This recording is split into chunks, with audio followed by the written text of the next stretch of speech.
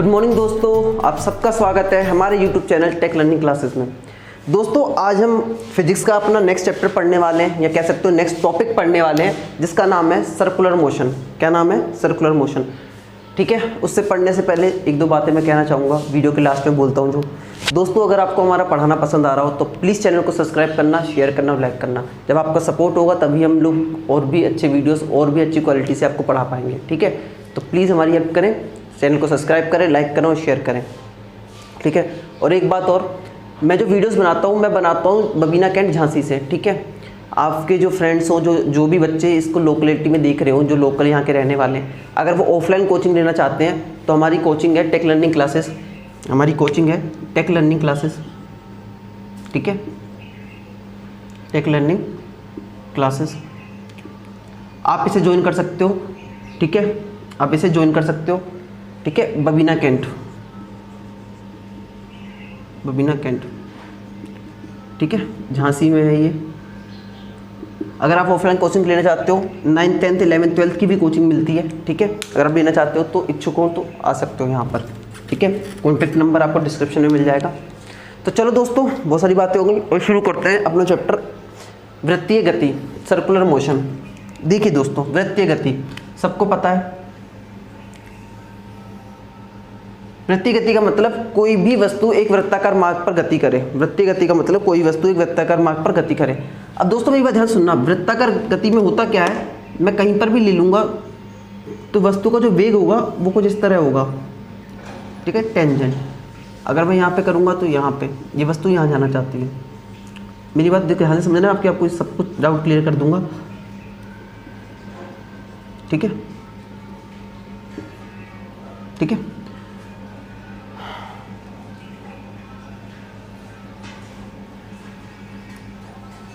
ठीक है, ये इसको मान लीजिए, इसको मिटा देते हैं, लेकिन थोड़ी देर समझ लो आप लोग। इसका सेंटर है।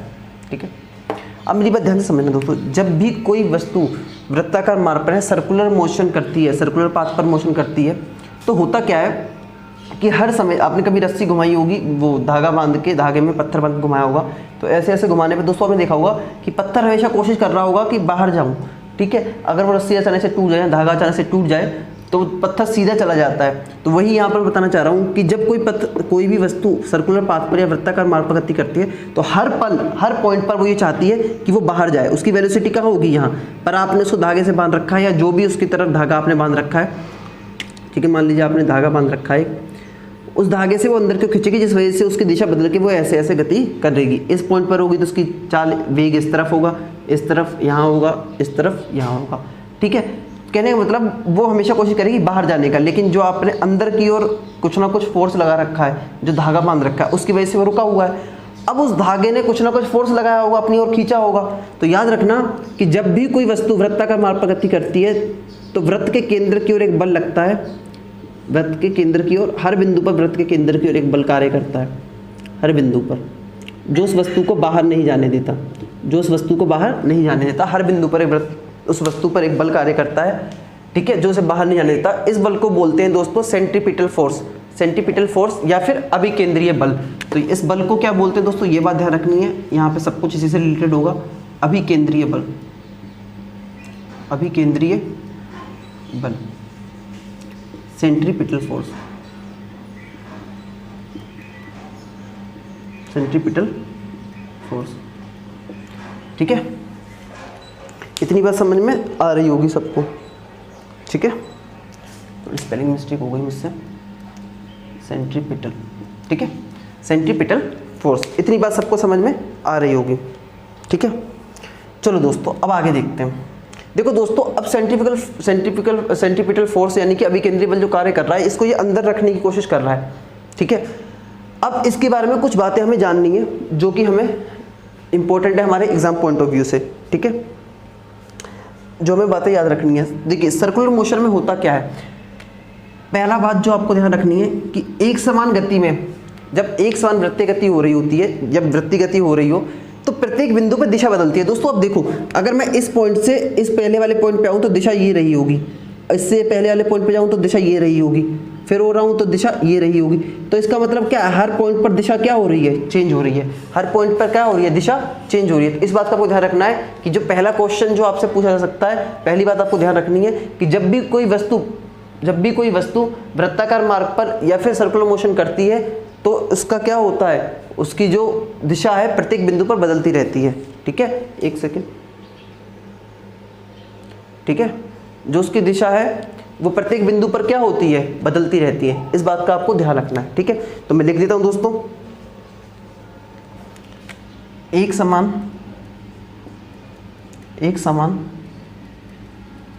वृत्तीय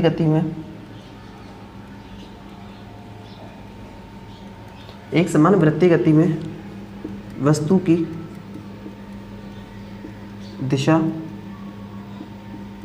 प्रत्येक बिंदु पर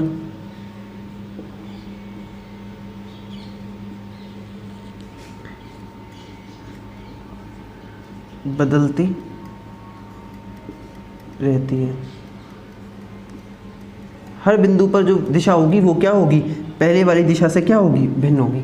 आप देख भी सकते हो, यहाँ पे 3-4 पॉइंट मैंने दिखाए हैं, उनसे आप देख सकते हो। ये बात आपको समझ में आ रही होगी। ठीक है दोस्तों, अब दूसरी बात दोस्तों पूछा जाता है, क्वेश्चन आपसे पूछ सकता है कि वृत्तीय गति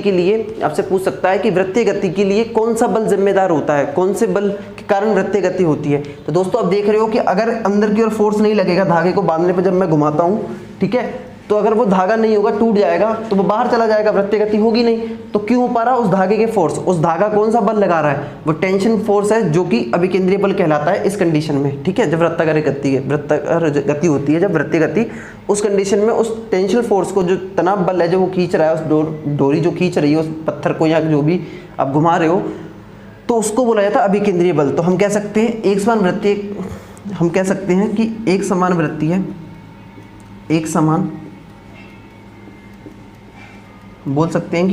वृत्तीय गति के लिए कौन सा बल जिम्मेदार होता है दोस्तों, अभिकेंद्रीय बल जिम्मेदार होता है। कौन सा बल जिम्मेदार होता है, अभिकेंद्रीय बल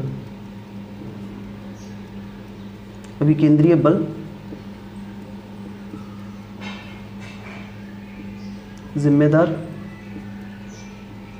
होता है। कौन सा बल जिम्मेदार होता है दोस्तों, अभिकेंद्रीय बल। इतनी बात सबको समझ में आनी चाहिए। दो बातें बताई कि अगर कोई वस्तु वृत्ताकार मार्ग पर गति कर रही है तो प्रत्येक बिंदु पर उसकी दिशा बदलती रहती है। दूसरी बात, वृत्तीय गति होती ही क्यों है, किस बल के कारण होती है, अभिकेंद्रीय बल की वजह से। किस बल के कारण होती है, अभिकेंद्रीय बल के कारण होती है। इतनी बात सबको समझ में आनी चाहिए। तीसरी बात दोस्तों क्या होती है, तीसरी बात दोस्तों ये होती है, आप सबने वैसे तो ये पढ़ रखा होगा 9th-10th क्लास में, जो बल है अभिकेंद्रीय बल और जो ये वेग है, प्रत्येक बिंदु पर यानी कि वृत्ताकार मार्ग के प्रत्येक बिंदु पर, जहां भी हम देखेंगे प्रत्येक बिंदु पर अभिकेंद्रीय बल और वेग या फिर चाल के बीच में जो बल होता है वो क्या होता है, 90 डिग्री होता है। कितना होता है, 90 डिग्री। तो हम कह सकते हैं कि एक समान वृत्तीय गति में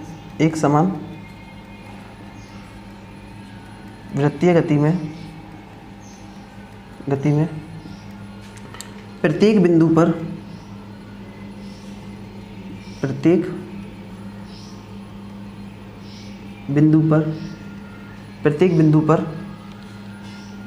बिंदु पर अभिकेंद्रीय बल व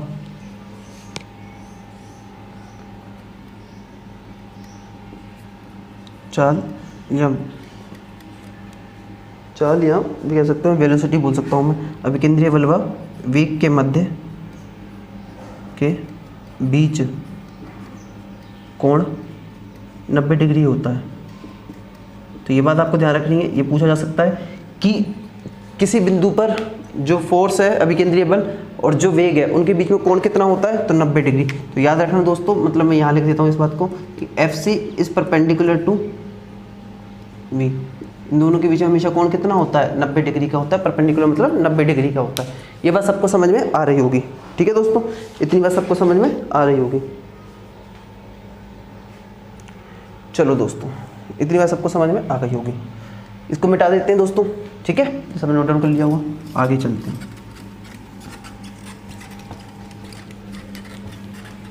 अब दोस्तों देखो, इसी बात को मैं आगे लेके चलता हूँ, कुछ बातें आगे। मैं दोस्तों आपसे ये पूछना चाहता हूँ, अब मुझे ये बताओ कि ये एक समान गति है, एक समान वृत्तीय गति है, तो इसमें चाल सेम रहेगी या वेग सेम रहेगा? चाल कैसी रहेगी और वेग कैसा रहेगा? तो देखो दोस्तों, इसका सवाल का जवाब मैं देता हूँ, जो कि इंपॉर्टेंट सवाल है, ठीक है, इंपॉर्टेंट सवाल है। क्या है एक इंपॉर्टेंट सवाल? एक समान वृत्तीय गति में, एक समान वृत्तीय गति में, ये मैं आपको पहले बता चुका हूँ लेकिन फिर से बता रहा हूँ, मोशन में पढ़ाया था ये क्वेश्चन। एक समान वृत्तीय गति में, वृत्तीय गति में वस्तु की चाल, वस्तु की चाल समान रहती है, चाल मतलब स्पीड, तो स्पीड क्या रहती है? कांस्टेंट रहती है, ठीक है, समान रहती है, परंतु वेग प्रत्येक बिंदु पर भिन्न होता है, प्रत्येक बिंदु पर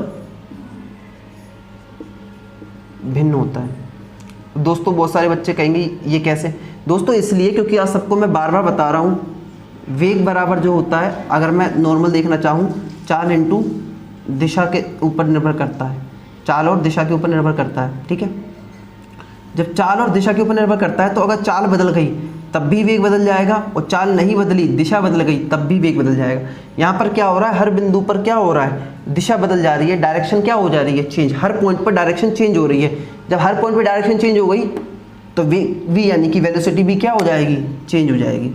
वेलोसिटी भी क्या हो जाएगी? चेंज। तो मैं वेग को कह सकता हूँ वेलोसिटी, तो वेलोसिटी भी क्या हो जाएगी? हर बिंदु पर चेंज हो जाएगी, ठीक है। तो ये बात बिल्कुल ध्यान रखनी, इंपॉर्टेंट क्वेश्चन है ये, ठीक है, कि एक समान वृत्तीय गति में बताइए कि एक समान वृत्तीय गति में किसी वस्तु का वेग क्या होता है। तो बच्चे क्या सोचते हैं? एक समान वृत्तीय गति, तो एक समान सोचते ही बच्चे यूनिफॉर्म में सोचते ही क्या वो सोचते हैं? कांस्टेंट है, समान रहेगी, पर नहीं, चाल समान रहती है, वेग भिन्न भिन्न रहता है। चाल समान, वेग भिन्न भिन्न। तो इस बात को ध्यान से सुनना, ठीक है, जब आप पढ़ोगे उसे तो ध्यान से देखना, ठीक है। दूसरी बात, एक बात और होती है, आपसे पूछा जाता है कि बताइए कि एक समान वृत्तीय गति, एक समान वृत्तीय गति में त्वरण होगा या नहीं, या फिर ये त्वरित गति है या नहीं। त्वरित मतलब एक्सेलरेटेड मोशन, एक्सेलरेशन है या नहीं है, एक्सेलरेटेड मोशन है या नहीं है। तो दोस्तों सिंपल सी बात है, एक्सेलरेशन का फॉर्मूला जो हमने पढ़ा था वो क्या था? Rate of change of velocity, यानी कि अगर मैं हिंदी में कहना चाहूँ तो क्या बोलेंगे? वेग परिवर्तन की दर को, वेग परिवर्तन की दर को त्वरण कहते हैं। तो दोस्तों यहाँ पर वेग परिवर्तन हो रहा है, इसका मतलब क्या है? त्वरण भी इसमें होगा। तो सिंपल सी बात है, मैं यहाँ पे लिख सकता हूँ, मैं यहाँ पे बता सकता हूँ कि एक समान वृत्तीय गति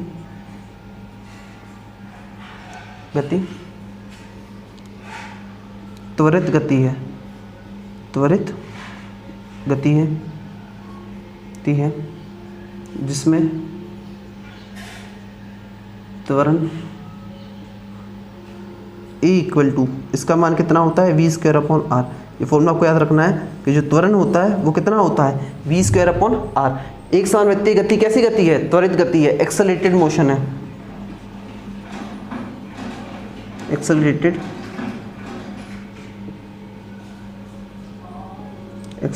मोशन है,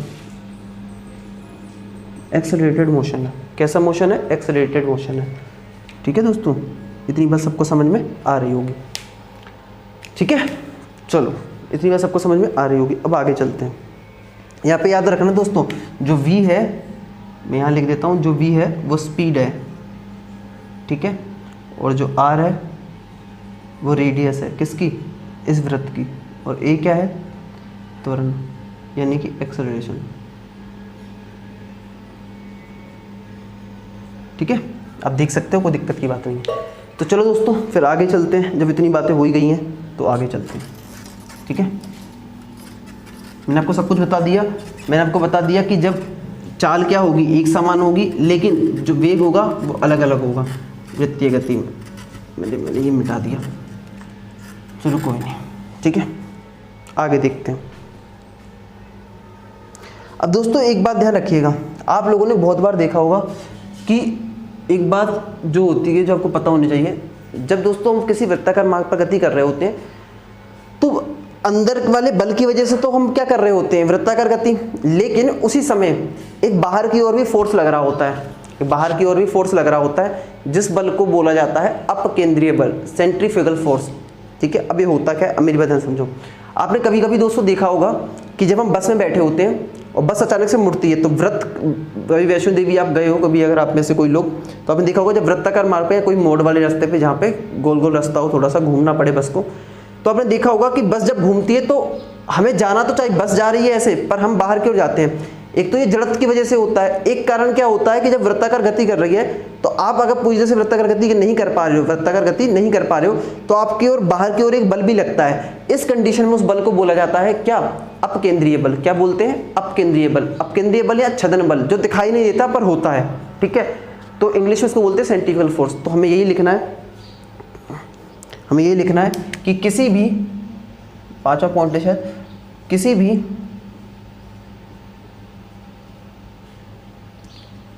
वृत्तीय गति में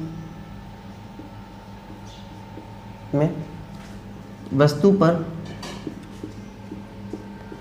बाहर की ओर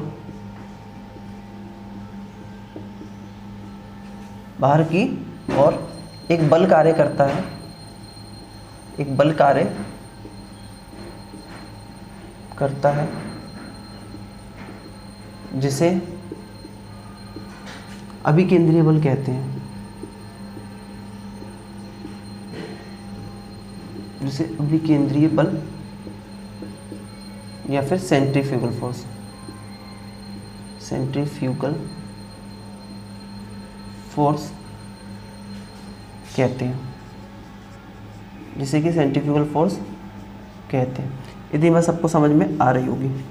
मैंने आपको क्या बताया कि वृत्त के केंद्र अंदर की ओर एक बल कार्य करता है, ठीक है, उसको बोलते हैं सेंट्रीपिटल फोर्स, यानी कि सॉरी ये गलत लिख दिया मैंने, अभिकेंद्रीय नहीं अपकेंद्रीय, अपकेंद्रीय। कौन सा बल बोलते हैं, अपकेंद्रीय बल, सेंट्रीफ्यूगल फोर्स। जो वृत्त के केंद्र की ओर कार्य करता है उसको बोलते हैं अभिकेंद्रीय बल, और जो बाहर की ओर कार्य करता है अपकेंद्रीय। एक बात है ध्यान रखना दोस्तों, ये दोनों ही बल बराबर होते हैं, ये दोनों ही बल क्या होते हैं, बराबर होते हैं, बस दिशा भिन्न भिन्न होती है।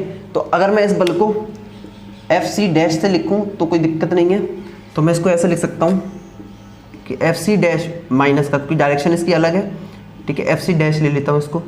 ये किसके बराबर होगा, FC के बराबर, और जिसका मान कितना होगा mv²/r।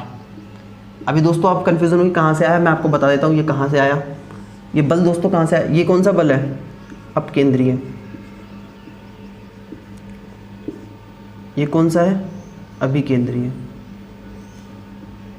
ठीक है, मैं आपको बता देता हूँ। देखिए फॉर्मूला होता है F = ma, mass into acceleration, द्रव्यमान गुणे त्वरण। तो F = त्वरण हमने अभी देखा था क्या थी, v²/r। तो बस m यहाँ पे मान रख दिया, v²/r। तो वहाँ से ये बल आ गया, यहाँ पे सेंट्रीफ्यूगल फोर्स है, दोनों ही कंडीशन में ये बराबर है, बस दिशा का फर्क है, इसलिए मैंने इसको डायरेक्ट एक दूसरे के बराबर लिख दिया। इतनी बात आपको समझ रही है। इस बात से आपको एक बात और पता चल गई कि जो अभिकेंद्रीय और अपकेंद्रीय बल होता है वो दोनों ही क्या होते हैं, बराबर। जो अभिकेंद्रीय और अपकेंद्रीय बल होते हैं वो दोनों क्या होते हैं, बराबर होते हैं। चाहो तो मैं लिख देता हूँ कि FC क्या है, अभिकेंद्रीय बल, लिख दिया है, चलो लिख देता हूँ अभिकेंद्रीय बल,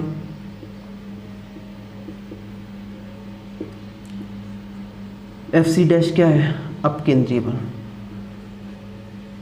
अपकेंद्रीय।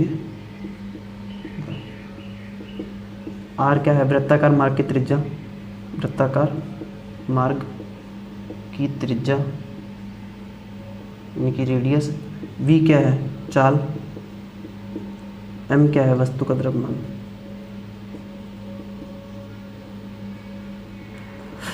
ये चाल भी किसकी है, वस्तु की। ये सब बातें आप नोट कर सकते हो। ठीक है दोस्तों, तो चलो आप जल्दी से इसको नोट कर लो। ठीक है दोस्तों, इतनी बात आपको सबको समझ में आ गई। अब चलते हैं आगे। ठीक है, आपको ये बात समझ में आ गई, बाहर का बल कार्य करता है, इसको क्या बोलते हैं, अपकेंद्रीय बल। इसको क्या बोलते हैं, अपकेंद्रीय। एक सेकंड दोस्तों रुकना, पानी पी ले।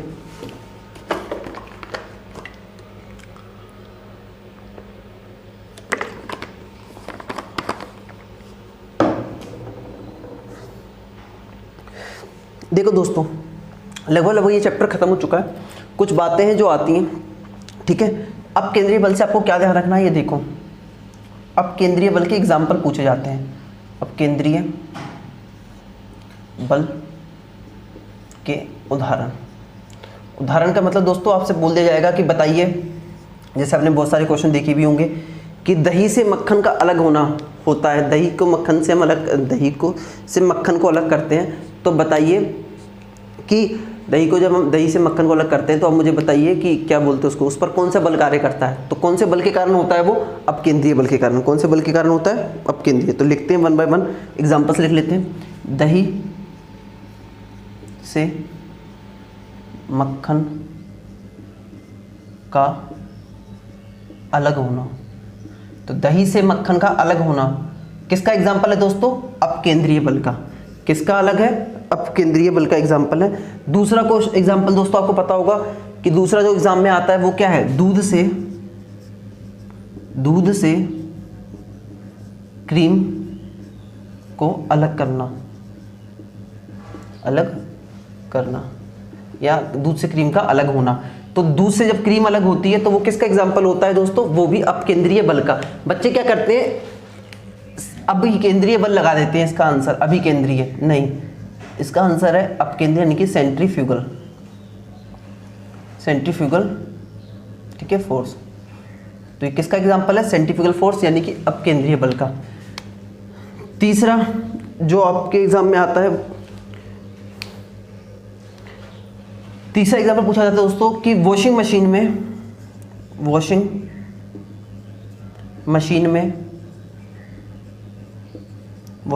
में ये सी है, ठीक है, वॉशिंग मशीन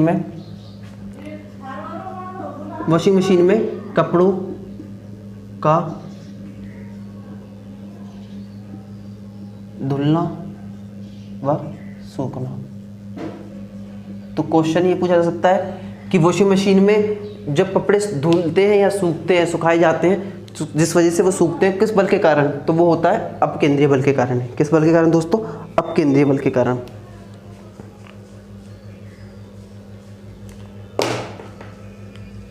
ठीक है। और एक बात और जो ध्यान रख सकते हो दोस्तों कि जब आप झूला झूलते हो तो झूला झूलते समय जो गोल वाला झूला होता है, ठीक है, कौन सा, गोल वाला, जो देखा होगा बच्चों वाला, आपने टीवी में देखा होगा कि वो घोड़े पे बैठते हैं, घूमते हैं, तो गोल वाले झूले पर जब बाहर की ओर आप पर एक बल लगता है तो वो कौन सा बल होता है, अपकेंद्रीय। तो गोल वाले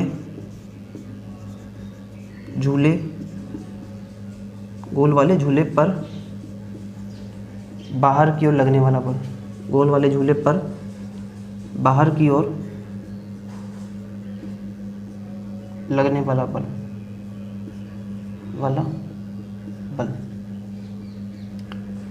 ये भी किसका एग्जाम्पल होता है, अपकेंद्रीय बल का। इतनी बात सबको समझ में आ जाएगी, नोट डाउन कर लो आप इससे, ठीक है, इतनी बात सबको समझ में आ गई होगी, आप इस सबको नोट डाउन कर लो, ठीक है दोस्तों। तो चलो एक काम करते हैं, एक बात और लिख लो दोस्तों आप इस एग्जाम्पल के ऊपर, ये इसके ऊपर, एग्जाम्पल के ऊपर एक बात लिख लो नोट करके, जो पूछी जाती है एग्जाम में। आपने देखा होगा कि अगर दूध में से क्रीम को अलग कर लें, तो दूध में से अगर क्रीम को अलग कर लें तो दूध का घनत्व बढ़ जाता है या घट जाता है। दूध में से क्रीम को अगर अलग कर लें तो दूध का घनत्व बढ़ जाता है या दूध का घनत्व घट जाता है। अगर हम दूध में से क्रीम को अलग कर दें तो दूध की डेंसिटी बढ़ जाएगी या घट जाएगी। घनत्व मतलब, डेंसिटी मतलब होता है दोस्तों गाढ़ापन, ज़्यादा गाढ़ा हो जाएगा या पहले से कम हो जाएगा। तो अब बताओ, चलो दोस्तों मैं बताता हूँ, ठीक है, लिख देता हूँ। यदि दूध में से, ठीक है, यदि दूध में से, यदि क्या है, दूध में से, यदि दूध में से क्रीम को अलग कर दे, तो दूध का घनत्व यानी कि डेंसिटी, बताओ दोस्तों क्या होगा। दूध में से क्रीम को अलग कर दे तो डेंसिटी, क्या फर्क पड़ेगा दूध के पे, घट जाएगी? नहीं, दूध की डेंसिटी यानी घनत्व क्या होगा, दूध का घनत्व बढ़ जाएगा। ये बात याद रखना, दूध का घनत्व क्या होगा, बढ़ जाएगा। अच्छा क्वेश्चन है, बार बार आता है। तो क्वेश्चन क्या है, क्वेश्चन ये है कि अगर दूध में से क्रीम को अलग कर दें, दूध में से क्रीम को क्या कर दें, अलग कर दें, तो क्या होगा, दूध में क्या फ़र्क पड़ेगा, उसके घनत्व में, डेंसिटी में क्या इफेक्ट आएगा, तो उस पर ये फ़र्क पड़ेगा कि दूध का घनत्व क्या हो जाएगा, बढ़ जाएगा, दूध ज़्यादा गाढ़ा फील होगा हमें। ये बात समझ में आ रही है सबको? ठीक है, तो दोस्तों ये चैप्टर खत्म हुआ। सर्कुलर मोशन में इतनी ही बातें आपको ध्यान रखनी थी। एक बार के लिए मैं जल्दी से थोड़ा सा रिवीजन करा देता हूँ आपका, ठीक है। जो मैंने बातें बताई हैं, मैंने आपको 1 बाय 1 क्या बताया, एक बार बना के बता देता हूँ, ठीक है। पूरा ये थोड़ा सा कर लिया करेंगे ताकि आपका चैप्टर क्या हो, समरीवाइज हो जाए, ठीक है। अब चाहो तो लास्ट में जब भी आपको लगे दोबारा ये वीडियो देखो तो सिर्फ उतनी चीज़ को देखकर भी आप समझ सकते हो, ठीक है। तो देखो वृत्त, पहली बात होती है जब भी कोई वृत्ताकार मार्ग पर गति कर रही है कोई भी चीज़, तो जो आपको पहली बात ध्यान रखनी है,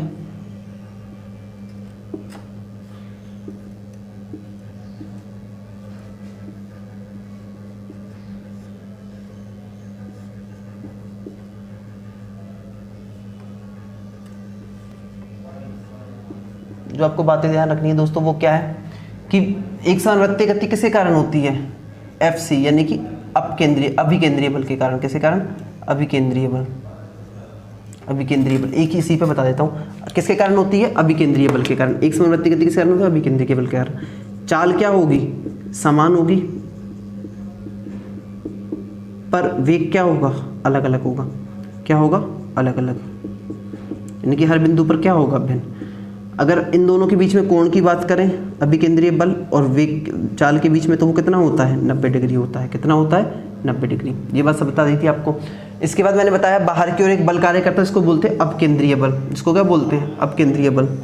फिर हमने देखा कि जो FC का मान होता है mv²/r, ये बात भी हमें पता चल गई। फिर हमें पता चल गया ये कैसी गति है, ये एक त्वरित गति है। कैसी गति है, त्वरित, यानी कि एक्सेलरेटेड मोशन है। वृत्तीय गति कैसी होती है, त्वरित गति, क्योंकि हर बिंदु पर क्या होता है, दिशा बदल रही होती है, और दिशा बदलेगी तो त्वरण में परिवर्तन आएगा ही आएगा, मतलब त्वरण होगा ही होगा। FC = mv²/r, ये भी हो गया, ये हो गया। फिर उसके बाद अपकेंद्रीय बल के एग्जाम्पल थे। अपकेंद्रीय एग्जाम्पल्स आपको सबको याद रखने हैं। अपकेंद्रीय बल के एग्जाम्पल, दूध से दही, ठीक है। दूध से क्या करना, दही को अलग करना, सॉरी दूध से क्रीम को अलग करना, दही से मक्खन को अलग करना। झूले पर कोई झूल रहा है गोल वाले पर, तो बाहर की ओर जो बल लगता है वो अपकेंद्रीय बल का एग्जाम्पल, ठीक है। उसके बाद वॉशिंग मशीन में से कपड़ों का धुलना सूखना, ये भी किसका एग्जाम्पल है, अपकेंद्रीय का। लगभग इतनी ही बातें आपको इस चैप्टर में पढ़नी थी। तो ठीक है दोस्तों, अगर आपको पसंद आ रहा हो तो प्लीज़ चैनल को सब्सक्राइब करो, लाइक करो, और आज के लिए इतना ही रखते हैं। अगली क्लास में अगला चैप्टर पढ़ेंगे, अगला टॉपिक पढ़ेंगे, जो भी आप कहना चाहो, ठीक है। Thank you, bye, best of luck आप सबको।